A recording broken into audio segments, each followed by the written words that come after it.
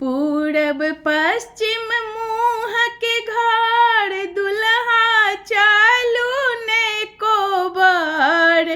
पूरब पश्चिम मुँह के घर दुल्हा चालू ने कोबर। चल के देखियो भीतर कोबर घर में। चल के देखियो भीतर कोबर घर में। पूरब पश्चिम मुँह के घर दुल्हा चालू ने कोबर। चल के देखियो भीतर कोबर घर में। देखू कोहबर के लिखाई पुरैनी पात के सफाई।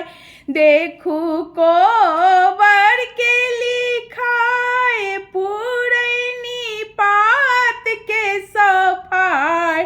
आजू कनिया एतिया संग कोबर घर में। आजू कनिया एती आहाँ संग कोबर घर में। पूरब पश्चिम मुँह के घर दुल्हा चालू ने कोबर। पूरब पश्चिम मुँह के घर दुल्हा चालू ने कोबर। चल के देखियो भीतर कोबर घर में। चल के देखियो भीतर कोबर घर में। देखू बासा के लिखाई ऊपर सुगा के सफाई। देखू बासा के लिखाई ऊपर सुगा के सफाई। आजू कनिया बजती आहाँ संग कोबर घर में। आजू कनिया बजती आहाँ संग कोबर घर में। पूरब पश्चिम मुँह के घर दुल्हा चालू ने कोबर।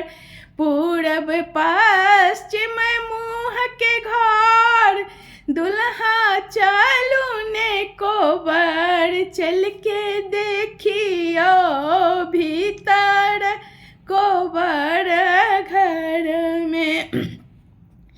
देखो चांद के लिखाई ऊपर सूरज के सफाई। देखो चांद के लिखाई ऊपर सूरज के सफाई।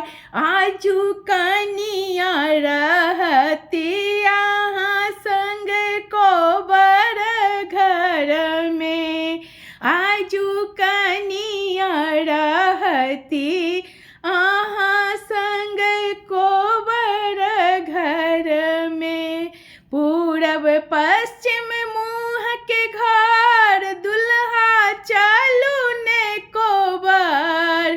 पूरब पश्चिम मुँह के घर दुल्हा चालू ने कोबर। चल के देखियो भीतर कोबर घर में। चल के देखियो भीतर कोबर घर में। चल के देखियो भीतर।